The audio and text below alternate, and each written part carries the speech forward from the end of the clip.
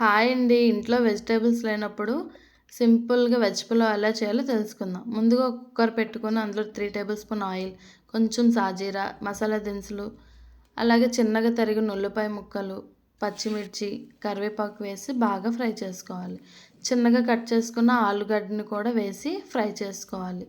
అలాగే చిన్న టమాటాని చిన్న చిన్న ముక్కలుగా చేసి వేసుకోవాలి. కొంచెం అల్లం వెల్లుల్లి పేస్ట్ ఒక టేబుల్ స్పూన్ వేసి, కొంచెం ఉప్పు, కొంచెం కస్తూరి మేతి వేసి బాగా కలుపుకోవాలి, ఫ్రై చేసుకోవాలండి. ముందుగా నానబెట్టి పెట్టుకున్న మిల్ మేకర్ని వేసి ఫ్రై చేయాలి. కొంచెం బిర్యానీ మసాలా వేసుకుని బాగా ఫ్రై చేసుకోవాలి.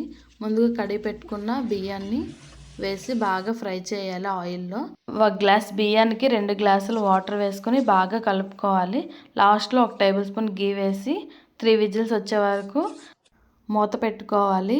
ఇంట్లో ఏం లేనప్పుడు ఇలా వెజ్ పులావ్ ట్రై చేయండి. ఈ వీడియో మీకు నచ్చినట్లయితే ప్లీజ్ లైక్, షేర్, సబ్స్క్రైబ్ చేసుకోండి. Bye bye.